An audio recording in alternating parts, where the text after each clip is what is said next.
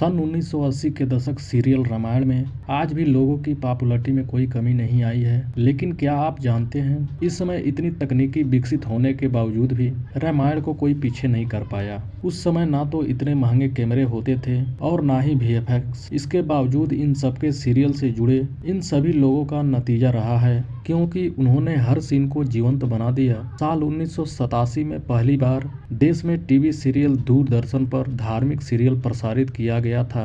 रामायण में राम का किरदार निभाने वाले अरुण गोविल जी और माता सीता का किरदार निभाने वाले दीपिका जी को सच में लोग राम सीता मानने लगे थे।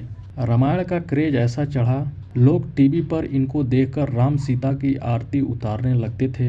देश के कई हिस्सों में शाम के समय ऐसा लगता था कि सरकार ने कर्फ्यू का ऐलान कर दिया हो। लोग अपने घरों में नहीं तो पड़ोसियों के घरों में घुसे मिलते थे।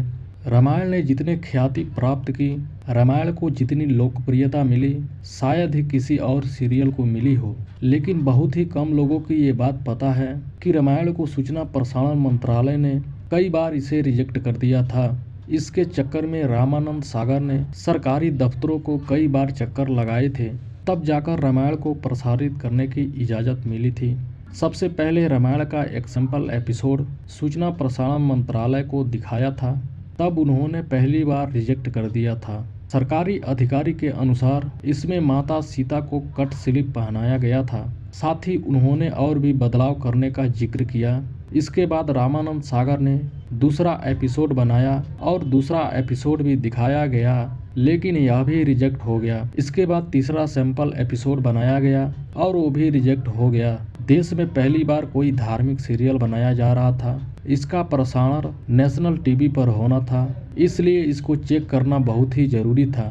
किसी भी प्रकार का कोई कमी न रह जाए, इससे लोगों को धार्मिक भावनाएं आहत न हो। रामानंद सागर ने एक इंटरव्यू में बताया, सूचना प्रसारण मंत्रालय का चक्कर काट काट कर मेरे 2-3 जोड़ी जूते घिस गए थे, लेकिन आखिरकार रामायण को हरी झंडी मिल ही गई और इसे दूरदर्शन पर प्रसारित किया गया, जिसके बाद टीवी सीरियल ने इतिहास दर्ज कर लिया। रामानंद सागर की रामायण और भी दिलचस्प इनके शूटिंग के किस्से हैं। उन्हें शूट करने के लिए लोकेशन ढूंढने में काफ़ी दिक्कतों का सामना करना पड़ता था। वो ऐसी जगह चाहते थे जहां पहाड़ हो, नदी, समुद्र और पेड़ पौधे हो, क्योंकि ये मुंबई में शूट कर पाना बहुत ही मुश्किल और महंगा था। साथ ही रामायण में काफ़ी किरदार भी थे। शूटिंग लोकेशन के लिए रामानंद सागर और ज़्यादा परेशान हुए थे।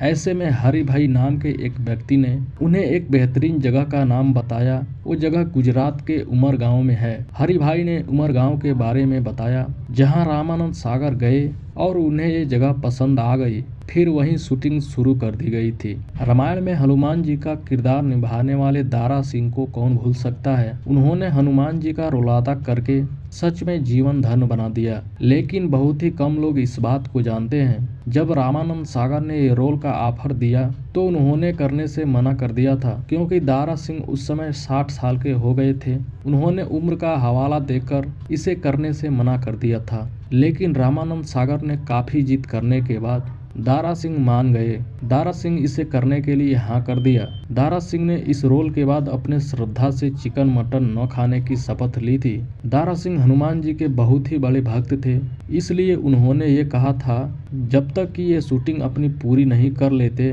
तब तक वो चिकन मटन नहीं खाएंगे। हनुमान के किरदार में सबसे ज्यादा प्रसिद्धि दारा सिंह को ही मिली है। इस रोल में उन्हें हनुमान जी बनने में 4 घंटे लगते थे। रामायण का प्रसारण दूरदर्शन पर साल 1987 और 88 के बीच हुआ था। इस सीरियल को कुल 78 एपिसोड में बनाया गया था। उस समय इसकी शूटिंग मुंबई में नहीं बल्कि सूरत में हो रही थी। रामायण में आपको सबसे अच्छा कहाँ लगता है, कौन सा सीन सबसे अच्छा लगता है, कमेंट में जरूर बताइएगा। आज के लिए बस इतना ही। मिलते हैं अगले वीडियो में, तब तक के लिए नमस्कार।